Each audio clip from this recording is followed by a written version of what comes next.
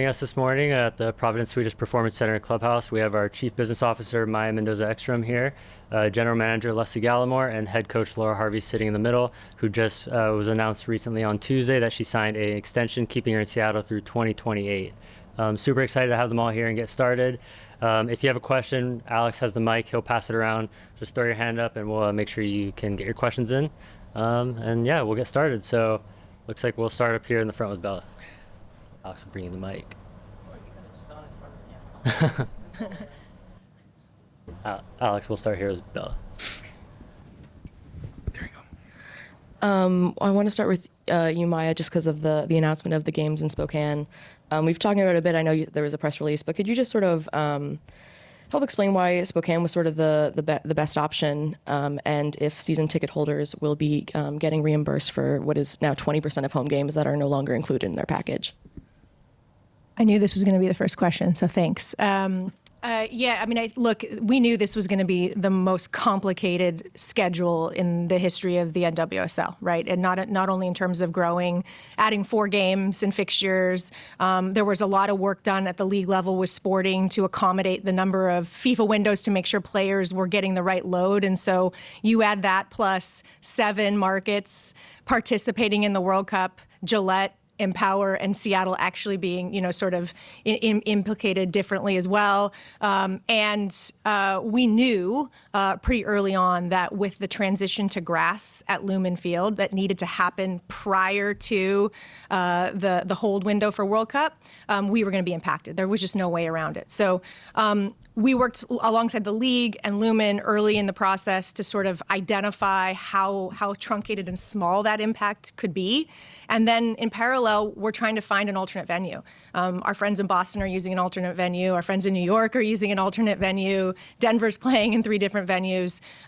That's a complicated process. There are really, really good standards in our league in terms of competition and venue, and we needed a soccer-specific stadium.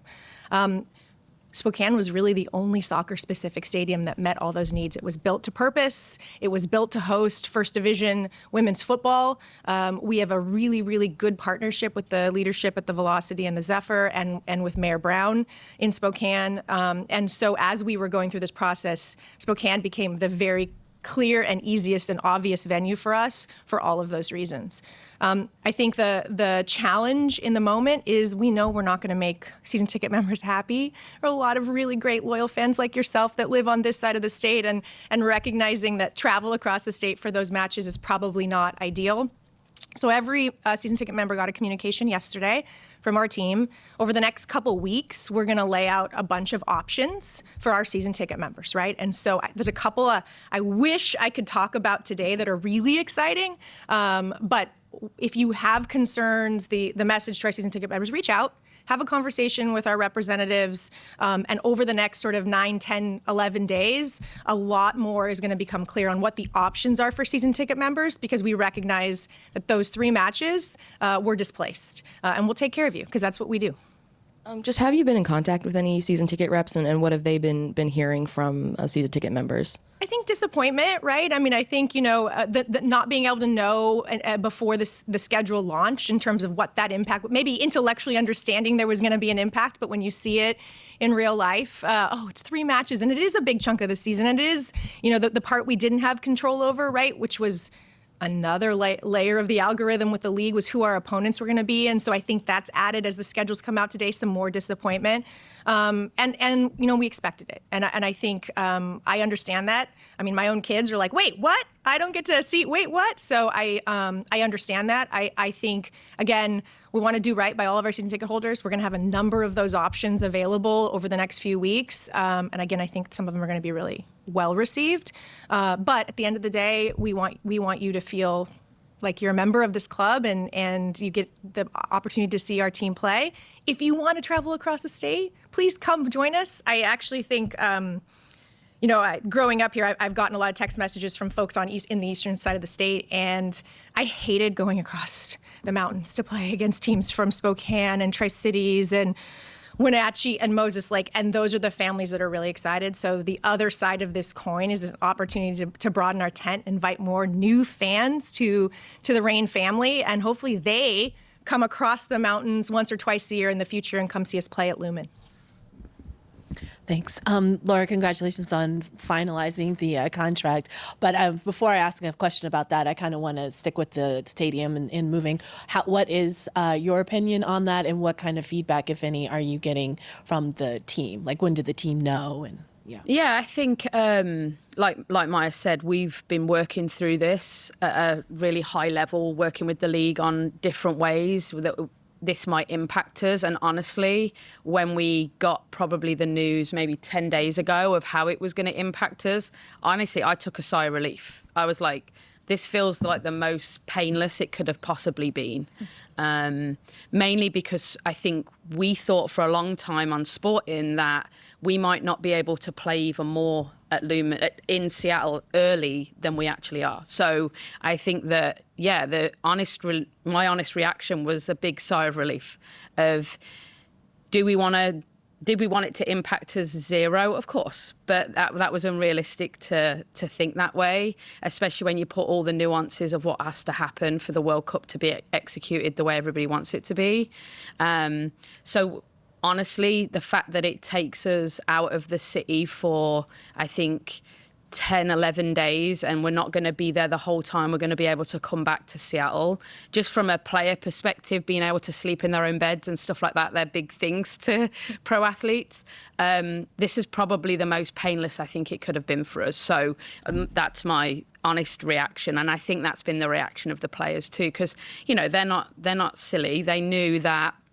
They read that the grass had to go down. They read that it needed to embed a certain way. They knew that it was probably going to be hard for us to play games on the grass. And honestly, I didn't think we'd play any on it. And now we're playing some. So again, I think from the players' perspective, and I can just speak personally for me, it was honestly a big sigh of relief. And then as far as signing, was that, it always feels like a formality that you're not going to go anywhere, but I don't want to take that for granted. I mean, did you, how do you envision your future, and how did this new contract play into that? Yeah, there was zero hesitation, honestly. I had conversations with all the leadership in the club, including Adrian, and there was no hesitation from me. Everyone knows I love this club. Everyone knows that whether this is the last contract I'm here for, sitting here now, I hope that it's not. This club is so special to me. I care about it deeply. And I think the vision that we have across the board at leadership level on who we want to be now, what we want to look like in the future, it's exciting to me. And I've said this a lot over the last couple of weeks. Last year was one of the funnest years I've had of coaching this team. It felt like a new era. It felt like there was something special. We were closing the chapter on one person who's been really influential in our club in Lou, but we were seeing this new generation come through. And that was really exciting and really fun to work with. And selfishly, I didn't want anyone else to enjoy that. I wanted to have that joy myself. Like, I was just being really honest and upfront about it. So I'm really excited for what this team can do now and what it can do in the future. And that was honestly the biggest reason why it took me probably 0.5 seconds to say that I would love to stay. Maya, you can go ahead. I guess on that same subject for Leslie and Maya, was there ever any doubt that you were going to bring Laura back? And I guess, can you go through the process of, was there even a intellectual exercise of saying, like, if we are going to go in a different direction, what would be the reasoning for that, or anything? I'll say maybe we were all on the field in Orlando last year when the season ended, and all of us collectively were gutted in a way that you could just start to see that there's more here for all of us. So the answer to your question is no hesitation. But I think what Laura just said, this idea that we're just building together. We're just starting to scratch the surface, and the amount of momentum coming out of last year, that this generation of players were angry that they lost in a way that they didn't ever want to feel that again. And that comes from the coaching staff. That comes from the culture of this team that has been built. The stability of that is important, but it's not about where we've been. It's the momentum going forward. And being around the team a little bit more last year, it was fun to be around the team. And that comes from our head coach and our leadership. And this group of players believing that they are the next generation of this club. And so, no. But I think about that day and being angry and frustrated in Orlando and seeing that there's more in front of us and we're just getting started. I think that, my relationship, Laura's relationship, Adrian, the three of us, we've had a lot of conversations since the ownership change. And going from 24 to 25, there was a clear message amongst us, not from one person to the other, that we just want to get better. We want to get better. We want to grow. And I think about mid-year last year, right before we headed into the summer break, there were things that we had talked about the previous winter that all three of us really felt good that we were going the right direction collectively. From a culture standpoint, from a team building standpoint, meaning the first team staff, the players, just in general, the feel of the direction and the changes we were already making to build this thing up. And so we started having discussions then. Adrian and I, we brought Laura into it, and it started to be a process about the middle of the year last year. We were so focused on coming out of the first half and gaining momentum in the second half and getting our team back where we belong, which is in competition to win a trophy. And so we wanted to eliminate any distractions as quickly as we could. So this conversation was going on well before the announcement the other day. And I think that hopefully helped Laura focus on what we want her to focus on every day, which is our team, our players improving and playing. So it was a process. It wasn't just a box tick and, oh, Laura's here. It's convenient to have her here. There are conversations that go on daily, and that's the best thing about being here is I think we've built relationships amongst ourselves at the executive level that we all want the same thing, which is to push each other to be better. We want the consistency, we want the stability, but we don't want complacency. We want to always push to win now. And that's where we are at this point. And I can't believe it's January. We're doing this again. Here we go. It's exciting. It's really, really exciting. And I guess on that same subject, last year, as good as the achievements were, the offense wasn't quite where you wanted it to be.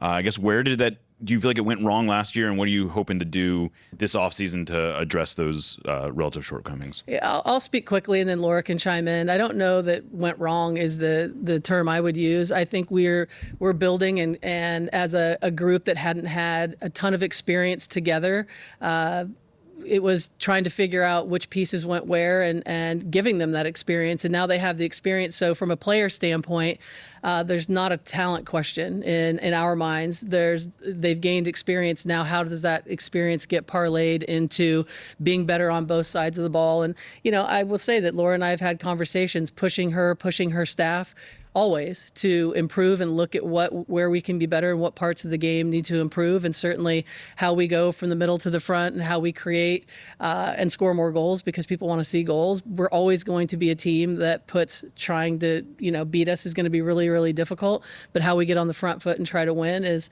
part of the fun of the puzzle. Yeah, I think last year was a huge step in the right direction for us, because in 2024, the amount of goals we conceded, it wouldn't matter how many goals you'd scored. You weren't going to be successful conceding that amount of goals. So how can we make that better, which was a dramatic difference from 24 to 25. And one thing we did brilliantly last year was our conversion rate was really high in regards to scoring goals. What we didn't do was create 85% more of that. And that's the aim, right? Can we keep our conversion rate at the conversion rate we had it at and create more chances and keep the goals against record the same as it was? And then you've got a recipe for success. I think the key for me is that we don't lose that defensive side, because the harsh reality is we were a really tough team to beat. The top teams in the league found it really hard to play against us and beat us. And the reason for that was because of our defensive acumen, really. But then the next layer of it, well, how do we make sure that it's not just a draw that we're getting, but we're actually turning that into a victory? And that comes down to creating more chances, because the conversion rate is there. We could convert, we just couldn't create too much. All right, and then back to Bella. For you, Laura, congratulations on the contract. Sorry, I had to get to the other questions first.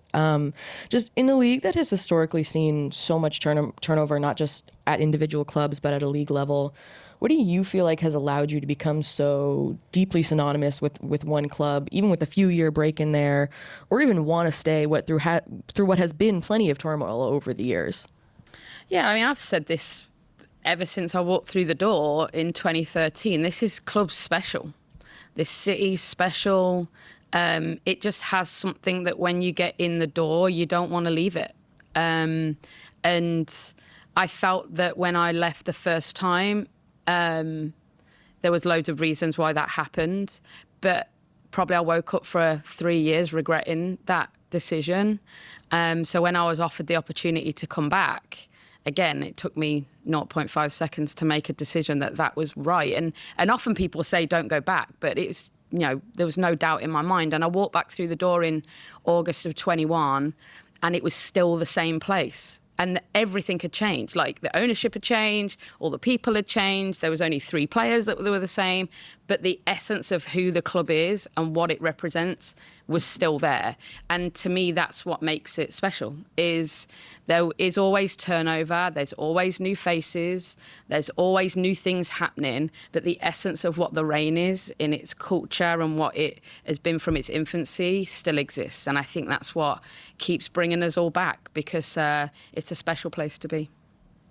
And then technical question, teams could start preseason as soon as yesterday. When is this team planning to start preseason? Do we have a date?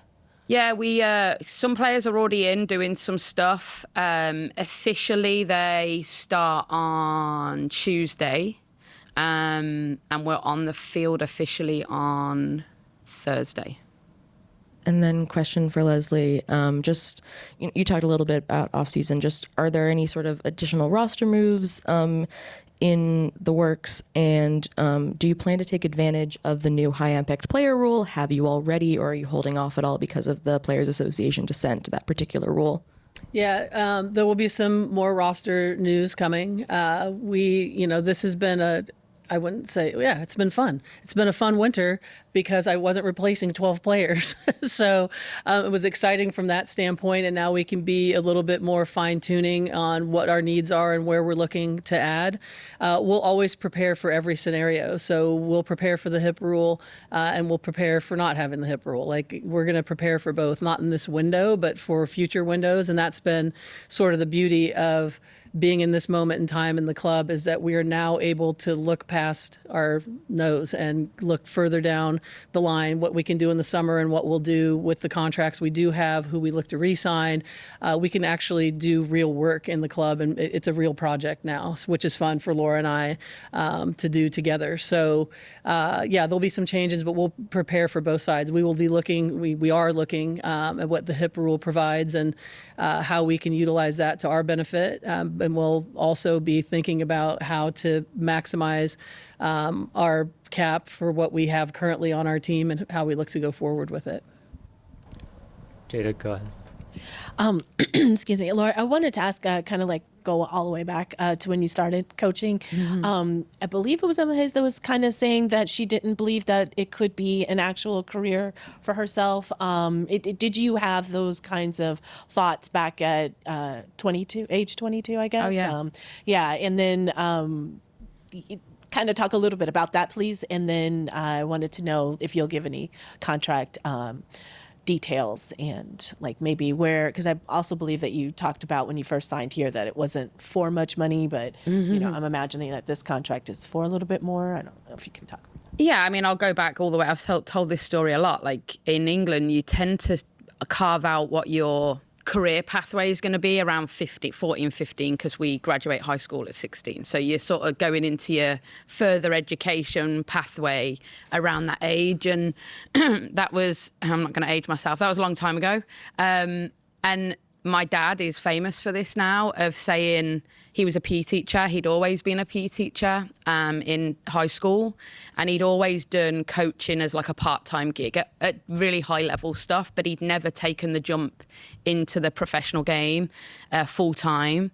And he was always saying to me, because at the time he was right, that you're never making a career out of women's football. You're not going to be a coach in women's football. It doesn't exist. So prepare yourself to be something else, and that something else would have been a PE teacher. So all of my education through school and university was in the back of my mind. I wanted to be a coach. That's what I wanted to do.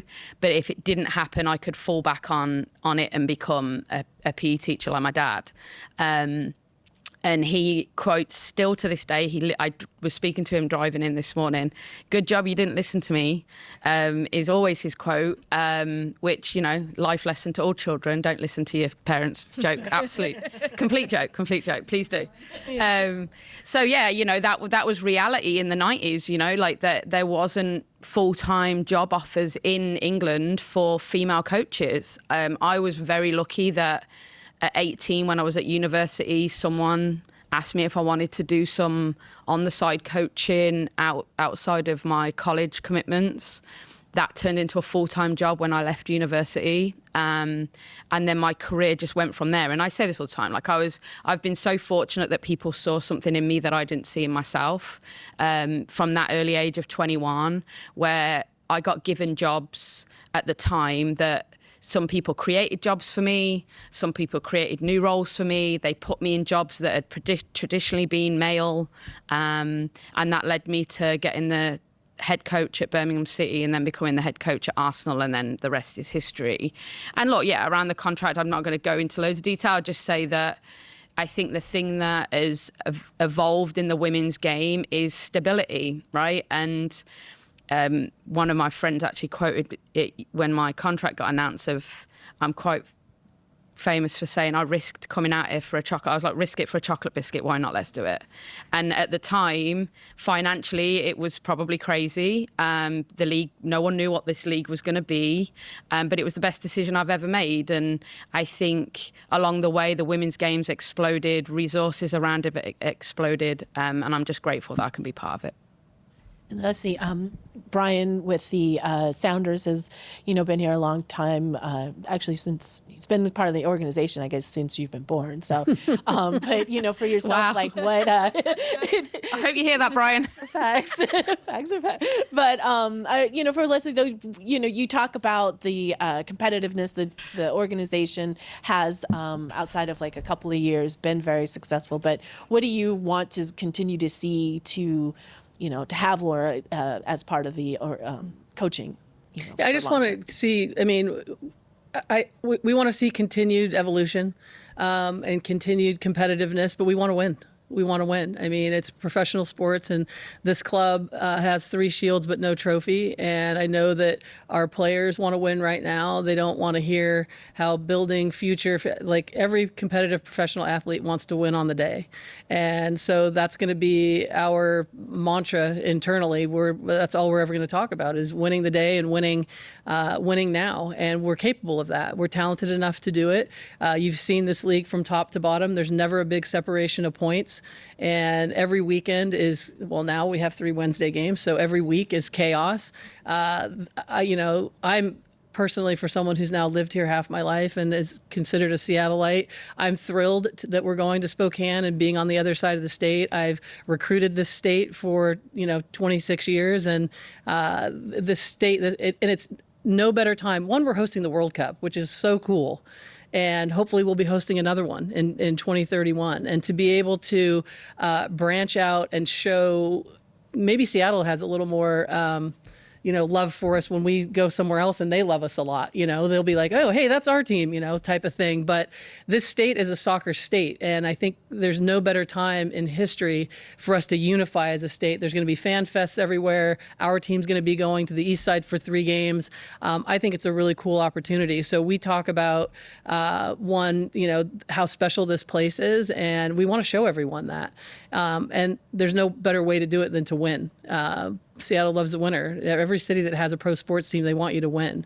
You watch what happened with the Mariners last season. I mean, people have been itching for that to happen for a long, long time, and we still haven't won the World Series, and it's coming. You can feel it. The way people have rallied around the men's soccer team at UW, the women's soccer team at UW, the way that bringing on a PHL team for women's hockey has been crazy. I mean, we want to win for our city, and that's the mantra every day. And we're going to do it the right way, and we're going to do it with cool people. So having Laura here, she knows it's not a comfort thing. It's a competitive thing. We want people to know that this is what we're about, and this is the coach we're going to do it with. All right, then we'll go over to Jeremiah and then Charles after. Yeah, and sorry to circle back on this, but I just wanted to clean up a couple like loose ends on the Spokane thing. One is what we've been hearing is season ticket holders were apparently told at some point that when like the renewals were coming up that there weren't going to be, that all the games would be at Lumen Field. So if you could just speak to sort of like when you knew for sure that wasn't going to happen, and if that was like season ticket sellers it's like kind of going off script, or if that was sort of the intention. And then second of all, I guess, was it ever a consideration to just start the season with 5 games on the road, or was that not, because of the schedule, not really feasible? Yeah, so I've seen this. I've seen this thread today. Look, we went into renewals well before the scheduling process started for 2026. So it's a sequencing and process part. Like I said earlier, we knew that there was a chance there was going to be overlap and that we could be impacted. So we started the process on alternate venues, like all 7 markets in the NWSL did. The league had us do the exercise, but we knew what the impact was going to be when the final draft of the schedule came out in early January. So it's been a 10-day sprint to sort of get aligned on with the league and with all venues, with travel and with kickoff times, and so we started the process because we knew that we would be in a position where 0 games were going to be in Spokane, 1 game, 2 game, 3 games, or we could have been in the situation that Boston was in and have to play half our season in an alternate venue, which was, to Laura's point, that was the worst case scenario that we were all dreading. So no, we went on renewal with the 15 matches last year that we were going to play in this season, and venues weren't determined until later in the scheduling process. Look, our fans bought 15 matches, and there are 3 that are not at Lumen, and so we will make sure that our fans are taken care of for those 3 matches. We will make sure that they have multiple options on the table in terms of what that looks like for them, and that they have some choice in what they want to do. And if they do want to come across the state, that they get made whole and they have an opportunity to access those matches in Spokane as well, and have the first right to do so. We think we're going to sell out one Spokane Stadium over there, but we want our fans to come with us that are able to be there. In terms of your second question, look, again, this is where the coordination between Leslie, Laura, and myself came into the process. We have rules in the league about a number of away travel, home travel, for all those reasons, right? From a sporting perspective, we want heads in home beds as much as possible for our athletes. How many of our players last year were out on international duty? And so you add the layers of being away in windows and home in windows. And so for us, while we talked with Sporting about, look, this may be an extraordinary year where we don't play at home for the first 4 weeks of the season, but we would have to work with Sporting on whether or not that made sense. And I think we all agreed that was a fool's errand, right? To Leslie's point, we're trying to win right now. And so we wanted to find a place where we could control the venue, control our outcomes as much as possible. And instead of turning a home game into an away game at a neutral site somewhere else in the country, be able to come home after a match and put our athletes in their own beds here in Seattle. So 4 games on the road, I think from a sporting perspective, was another fate worse than death. And so it was a balance of those 2 things. Hi, Laura. Just wanted to check in on your coaching staff, if that's all finalized, and were you able to make any additions? And over the last few years, you've been able to add to that staff. I know that's helped, the club overall a great deal. Yeah, and everyone's back, which is great. We haven't made any new additions as of yet to the coaching staff. We've made a couple of additions in the first team staff, and that's a continuing process. But on the coaching staff, it will be the same group as last year.